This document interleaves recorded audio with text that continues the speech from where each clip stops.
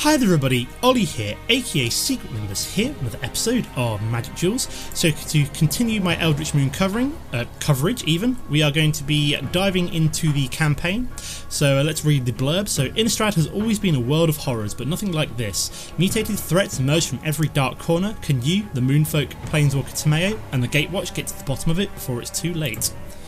Okay, so no blurb pre-match. We're just going to have to read it on the loading screen.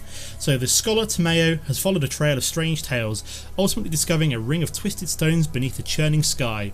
The ring is fractured in places. Someone or something huge has recently passed through here. Behind her she senses the movement of dark humanoid shapes rising from the sea's waters. Okay, so it's Tomo versus the Drownard Cultists. So Drownard, the Drownard Cult, I believe, was a card from the previous set. But let's have a look at this. So this is not too bad an opening hand, actually. Yeah, we've got 3 mana, and we can't play Journey to Nowhere as we have no white mana, but yeah, but we've actually got the ability for the Borderland Ranger to find that. So yeah, we'll start off with the Hinterland Harbour, as it doesn't really matter. Play out the Tattered Haunter on turn 2, then probably Hinterland Guide the Tattered Haunter on turn 3, or could go for the Borderland Ranger, either or. So yeah, it looks like we're going to be playing the zombies. Okay, we've also got another source of white with the Evolving Wilds. Might do that next turn instead of the Borderland Ranger. Just, you know, sift down the deck a wee bit. So this is an exile card, so when it enters the battlefield we get to exile target creature. Can potentially be destroyed if you have enchantment destruction. Okay, so play out the Evolving Wilds. We'll also play out the Hinterland Guide, put a 1/1 counter on our Spirit. And then swing for 3. So I'm hoping, because we're playing zombies, we won't be seeing too many flying creatures. I mean, there are the odd couple of flying zombies, but they're few and far between. And then we just pass over. Because I said the priority system, well, like I said in my previous video, which would have been my first deck brewing one, the priority system has been fixed, thankfully. So we've got here then, we've got the Grizzled Angler. So we did see that in the deck opening, or the pack opening. So yeah, this is put the top 2 cards of your library into your graveyard. Then if there is a colourless creature card in your graveyard, transform Grizzled Angler into the Grizzly Anglerfish. So then, so he can basically dump it. If there's a colourless creature in his graveyard, then he can transform it. So we've got the island here. So I'm probably just going to swing with the Tattered Haunter.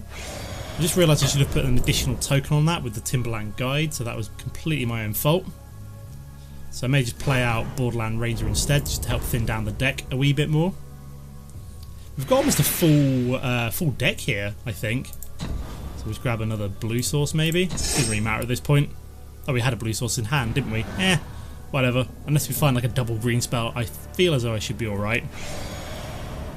I still don't like the new animation for lands going immediately down. It just, sometimes I miss it. Okay, so we've got a Nether Horror, so it's a 4/2 horror creature. So it looks like we're not playing zombies, we're just playing a mix of kind of like horror and Eldrazi maybe. Okay, we've got another Borderland Ranger, so I'm just going to drop my Hinterland Guide and just put another token on my Flying Spirit, just so we can just push through that additional 4 points of damage to his face, and then we'll probably just drop another Borderland Ranger, grab a green source maybe. Doesn't really matter too much. I feel as though we've probably got this in hand, providing he doesn't have something like a Languish.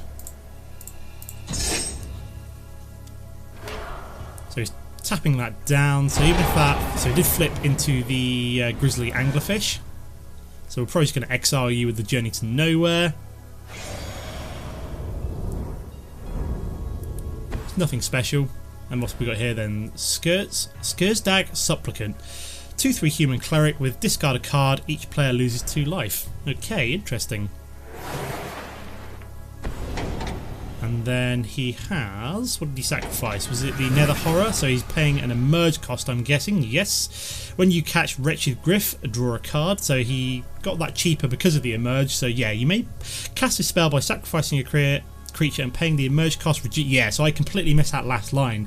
Is reduced by the creature's converted mana cost. So that does come down. So that is a 3/4 flyer. So in hindsight, probably what I want to do is Journey to Nowhere you, because that will allow me to continue pushing through my flying damage.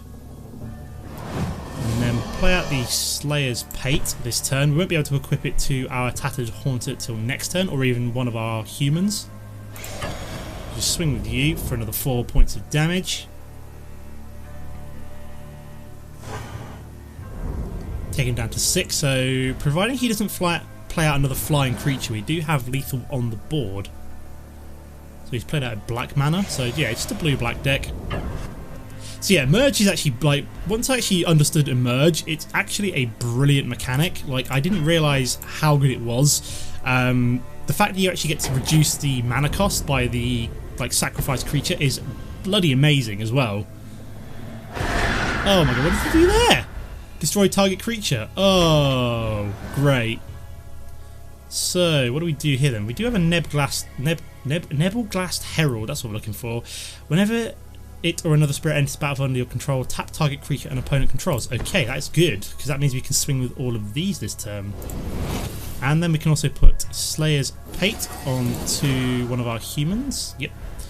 So is that lethal? That is actually lethal now. Fantastic. So that was actually a brilliant top deck there. Gives us lethal with our three creatures. Stick your tongue out.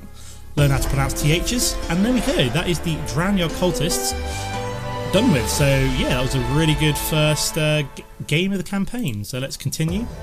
Okay, so we actually triggered a quest there where we had to play a red or green spells. So luckily that worked out. So the light of Tomo's lantern reveals the fallen forms of the Drownard Cultists. Their distorted faces are nothing more than swarms of tentacles, their limbs warped and distended. What force has wrought these grotesque changes? Looking up, the pale moonlight illuminates the distant hulking silhouette of the Eldrazi Titan Emrakul as she drifts over Innistrad. Okay, so unfortunately Emrakul is not making an appearance as a card because it was too difficult to program apparently. Very disappointing, but it would have been nice to have all three of the Eldrazi Titans in a deck. So the Necromancer Liliana Vess sees as intruders shatter the placid calm of her mana. The invading werewolves should know better than to dare fight their way onto the powerful mage's premises. But the werewolves are different. Unnaturally reckless, stronger and hideously deformed, Liliana quietly promises swift vengeance upon whatever has brought them here. Okay, so we're playing the Werewolf Horrors with Liliana this time around, so maybe looking at a mono black deck. Yep, looks like that is so. Yeah, this is not a bad opening hand actually, so I'll probably do Crow of Dark Tidings on turn 3 into a potential Diagraph Colossus.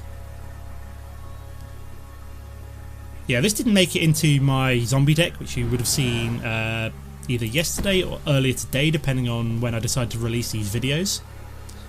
So we do have a Murder as well, which is pretty cool. So we do have a 3 mana instant kill spell. So far the werewolves are running a little bit slower. Okay, what do we get here? We got a Wailing Ghoul. When it enters the battlefield, put the top 2 cards of your library into your graveyard. Okay, so we possibly want to play like these 2 out for the next 2 turns and then think about playing out Diagraph Colossus. So we're going to play out the Crow of Dark Tidings this turn. We do have a Cruel Revival to bring back a zombie as well, so we want to fill up our graveyard. So we've just got 2 mana, so it's not the end of the world as we already have plenty of mana anyway. Could have done one of them potentially for the Cruel Revival, but that is fine. Werewolves are still getting going, so we've got a Deranged Whelp, so it is a 2/1 red creature with Menace. Just a wolf, yeah, it's just a bog standard wolf. Okay, there we go, we've got the 5th mana now, so we are probably just going to play out Wailing Ghoul. Won't give us a blocker for the Deranged Whelp, unfortunately. I mean, it could if we decide not to go with the Crow of Dark Tidings. So Graft... Ah, that is annoying. Graft Harvest went into the graveyard. You know what, we'll keep that back and we'll block the Deranged Whelp, I think. So now what we want to do is play out Diagraph Colossus, as, you know, we've not been able to put any of our zombies into the graveyard, so we want to play that out for any zombies in future. So we'll double block you. One of these will die, I'm guessing the Crow of Dark Tidings. What's this saying? Otherworldly Outburst. Target creature gets +1/0 until end of turn. When this creature dies this turn, put a 3/2 colourless Eldrazi horror creature token onto the battlefield. Okay. So I don't think that's made it into the set. No, it doesn't have a set symbol on it, does it? No, it does not. So what do we put into the graveyard? Put Gravedigger and obviously our Crow of Dark Tidings. So what we probably want to do now is play out the Diagraph Colossus. So he has got himself a 3/2 Eldrazi Horror down. So that comes down as a 4/4, which is quite nice. And we're also going to go for the Rancid Rats as well, which has Death Touch, which is pretty cool because we can possibly then use it to kill the Eldrazi Horror if we need to. We can also bring back potentially the Crow of Dark Tidings with the Cruel Revival as well. We'll just skip attack here because, you know, this won't trade favourably with the Eldrazi Horror. He has got himself some green mana, so he might potentially see a green wolf this turn, so Wolfkin Bond. When Wolfkin Bond enters the battlefield, put a 2/2 green wolf token onto the battlefield. Enchanted creature gets +2/+2. This is a really good Cruel Revival target now. So we could either murder, or we do also have a Fleshbag Marauder, which is quite nice. So I think do we Fleshbag Marauder, or do we Cruel Revival? Tough choice. I mean, we could use. I think I'd almost rather. Could murder as well, actually. That's probably the best choice. So what we will now do is swing with you, and you, because it will trade with that one. Sorry, it won't trade, but it won't die with that one. This one it can't block, and this one it will die, so it trades favourably. See what he decides to block here. So he decided to block the 1/3 as expected. So we push through the 5 damage with the Diagraph. Yeah, the reason I decided not to go for the Cruel Revival there is because I would rather play out something like a Fleshbag Marauder at some point. Kill one of his lone creatures. So he's played out a Timberpack Wolf, gets +1/+1 each other creature named Timberpack Wolf. Okay, so we've got an additional swamp here, so we're going to swing again. Do you swing with everything here? I mean, he could double block, but we then could Cruel Revival something, so that's definitely a good option. So he's just going to block 2 creatures. That's good for us, because what we can now do is Fleshbag Marauder his 1 lone creature and get ourselves an additional token, which is quite nice. Although what I'm probably going to do is just sacrifice our... Do we sacrifice the zombie or do we sacrifice the Wailing Ghoul? I think the Wailing Ghoul is probably the least useful of the ones, because it's got the lowest attack, so I kind of want to keep the 2 attack of the zombie token. And what we got here then, an Ulamvold Captive, so it's a 1/2 defender, which can then transform into an Ulamvold Abomination, which is now a 4/6 creature with the ability to add colourless mana to his mana pool. Okay, so we do have a Gavoni Unhallowed, so I'm going to play you out. Get yourself a zombie. The reason being I'm playing this out now is because I kind of wanted him to trade into one of our creatures potentially, and then we get to pump you up. So he's going to block into the Diagraph Colossus, so that won't die. So we don't get to pump up our Gavoni, unfortunately. That's not the end of the world. So he's played out another Ulamvold Captive. But at this point I think we've got more than enough damage to possibly... Did not mean to pause the game there. Yeah, we've got more than enough damage here to potentially push through lethal next turn, especially with the Cruel Revival in hand. So we're just going to... Oops, daisy. Always helps if we can click on the right one. We'll bring back... Gravedigger or Crow of Dark Tidings? Gravedigger, because it allows us to pull back potentially another creature in case, you know, everything were to go wrong here. So yeah, we can use that to bring back another one of our creatures. And there we go, we just beat it anyway. So yeah, pretty good. 2 good first games. Beat him on the first try, which is always good. Grab 20 gold from that, so I'll take that. So here we go. Outside her manor, Liliana spies Emrakul drifting slowly towards the town of Thraben, madness swirling in the Titan's wake. Liliana resolutely raises an army of zombies to march with her. She will not allow this offence to go unpunished. That is a really nice bit of artwork there. I love that. That is really nice. That is cool. Might have to screen print that and use that as the thumbnail or something like that. But yeah. Okay, so this is looking like Gideon and Chandra, so we're calling the Gatewatch. So here we go. Emrakul drifts into Thraben, her passage through Innistrad leaving warped and mutated in her wake. Thousands of warped cultists and mutated creatures follow her into the city, drawn like moss to a flame. Between these transformed horrors and the Titans stand the Gatewatch, who have arrived at Thraben's entrance. Okay, so yeah, we got Jace, Chandra, Nissa, and Gideon. So you are the Eldrazi. Eradicate the Planeswalkers in your path. That's cool. I like the way it's flipped that round. So we are the Eldrazi horrors. So basically, I'm assuming, like, story-wise, we've got to destroy the Gatewatch, and then we'll then find that Liliana will ride in to save the day. So that's not the best opening hand. Neither is that. Ugh. Garbage. This is slightly better, just because we've got the black mana as well. It of the Horrid Swarm. So when you cast it, It of the Horrid Swarm puts 2 1/1 green insect creature tokens onto the battlefield. So I've obviously got the Ultimate Captive turn 2. If we can draw into a, there we go, additional mana, we've now got the Shrill Howler and the Murder card available to us, which is pretty good. So that's worked out pretty well. So we are facing off against the Gatewatch. So it looks like we've got Gideon and Chandra. Right, okay. So we've got red and white. So we've got a Glory Seeker. Oh wow, an Ultimate Captive actually, I did not realise that. Ultimate Captive allows us to add additional mana to our mana pool. Okay, so always pays to read the cards properly, Ollie. I used to be really bad at that. When I first started playing Duels of the Planeswalkers 2014, I was awful for just not reading cards properly and kind of missing really key things. At least I've seen it now, so yeah, we get to add one green mana to our mana pool, which is pretty sweet. So he's going to swing for 2. We don't want to do that because we probably want to play out Shrill Howler. What have we got here then? Ooh, a Rogithian Firecat. Have not seen one of them in a little while. I'm sure that was part of one of the old ones, either 2014 or 2015. Didn't really get that much use as it's, you know, kind of trash. So what have we got here then? We've got Midnight Scavengers. Oh yeah, we really want Graph Rats to get the Chittering Host, so we'd love to see a Graph Rats come out at some point. Do I go for Shrill Howler here and then just murder the 4/1 next turn? Yeah, I think we'll do that.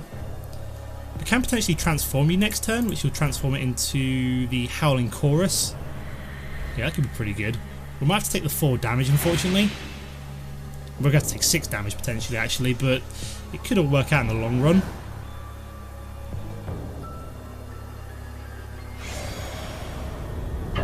So he's just going to swing with a 2/2. That's good, because I don't care about that. I'll take the 2 damage quite nicely. I've got a way to deal with you with the Murder card, so... What have we got here then? Ooh, Pyrehound. That is a little bit tastier. That might require... So what have we got here then? Let's play out the Foul Orchard. So we can play out... Can actually play you out. So I think with the Shrill Howler we could emerge. Could also play out the Kessig Prowler.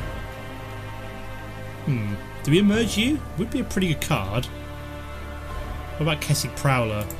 Is a Sinuous Predator. Can't be blocked by more than one creature. That's also pretty good. Just wondering. So at the moment this is emerge 7. So we've got 1, 2, 3, 4.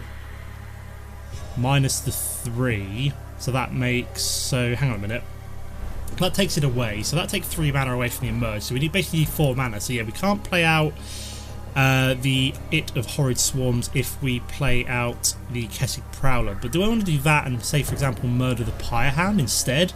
And then get out the It of Horrid Swarms next turn instead? Yeah, let's do that. So we'll play you out and then we'll just murder the 2/3/1.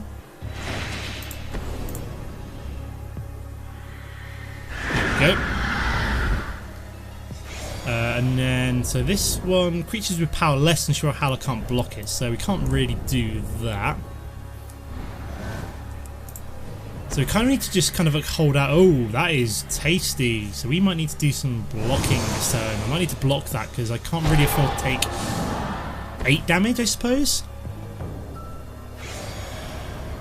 Depends if yeah, he's going to swing, so I might just block you. So we're going to kill you, which is quite nice. We just take the 3 damage.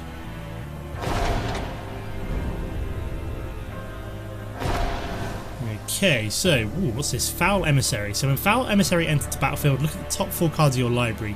You may reveal a creature card from among them and put it into your hand. Put the rest on the bottom of your library in any order. When you sacrifice Foul Emissary while casting a spell with a merge, oh, that is really good. Yes, we want to do you, please, because that would be great for It of Horrid Swarms next turn. So what do we want? Primal Druid, or do we want another Midnight Scavengers?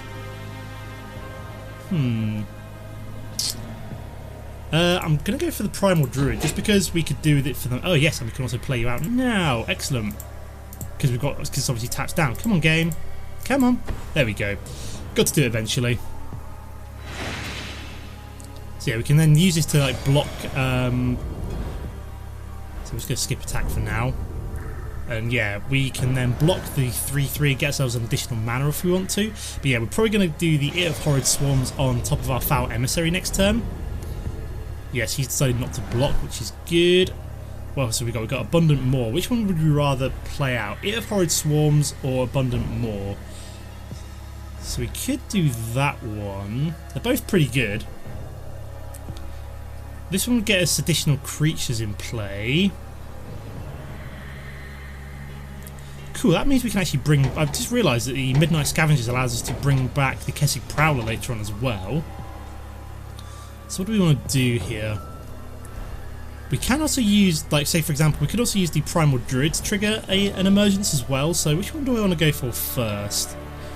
Abundant Maw or the It of Horrid Swarms? It doesn't really matter which way round we do this, so I don't think I'm going to swing this turn. Skip attack, and then yeah, we'll go for this one. We'll emerge, sacrifice you. It also gets us the 3/2 Eldrazi and the 2 insects, so we're just filling up our board quite nicely here. Yeah, that was a pretty good turn.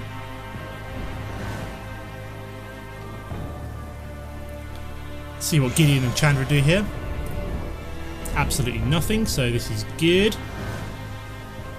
Oh yes, we've got another Foul Emissary. Excellent. Gives us another target for the Abundant Maw. And then what do we want? Oh yes, we want Graph Rats, I think. Decimator of Provinces is tempting, but yeah, Graph Rats will be good to actually play out that and the Midnight Scavengers. So what does it transform into? Oh yeah, Chittering Host. So when it enters the battlefield, other creatures you control get +1/0 and gain menace till end of turn. So yeah, next turn, what we really want to do is do a Graph Rat and a Midnight Scavengers. We can also do an Abundant Maw, but I'm guessing that would be on top of It of Horrid Swarms. So I think we're just going to swing with you, and no point swinging with the Primal Druid. Can we transform you? It does require 6 mana, which we don't have. Yeah, I think we'll just swing with them for now. So we're going to block the Inspiring Captain first. So he's going to be able to kill our It of Horrid Swarms, but that's fine. We got rid of one of his bigger creatures, so yeah, we'll just keep going for now. We'll just move on for now. So we've still got some pretty big creatures in play. We've got one of our Eldrazi Horrors, and we've also got our Shrill Howler. Okay, so yeah, this is going to be pretty sweet this turn, so we're going to go for the Graph Rats. At the beginning of your combat on your turn, if you own both, yep, so we want to do Graph Rats, and we want to do Midnight... can we afford both? No, we can't, we don't have enough mana, that's unfortunate. So I have to do that next turn in that case. So let's just swing with the 3/1 and the 3/2, and then we'll probably just go play out Abundant Maw. So yeah, he's going to destroy one of our Eldrazi Horrors, but we are going to bring it back with the Abundant Maw, sacrificing the Foul Emissary anyway. So we'll pay the Emerge cost on top of the Foul Emissary and get you to lose 3 life. Very nice. So we're back at 16, we get an Eldrazi Horror, we get an Abundant Maw. Okay, yeah, Emerge is pretty fantastic. Now I know how it works, that is pretty cool. I think Foul Emissary is part of the set. Yep, it's in the starter box, which is awesome. So we'll play the Swamp out. We'll also play out the Midnight Scavengers. We'll return the Kessig Prowler. Doesn't really matter at this point because these are going to merge. So we're going to merge our first 2 cards.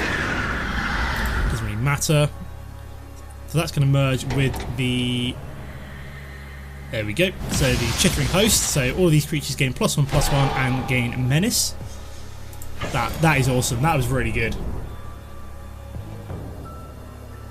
There we go. So we beat Gideon and Chandra. Gain 30 gold. So what's the story? So with a growing sense of horror, the Planeswalkers realise Force alone is unable to match the hordes of transformed villagers.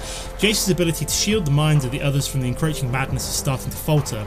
Soon the Gatewatch is overrun and still they haven't located Emrakul herself. All seems lost.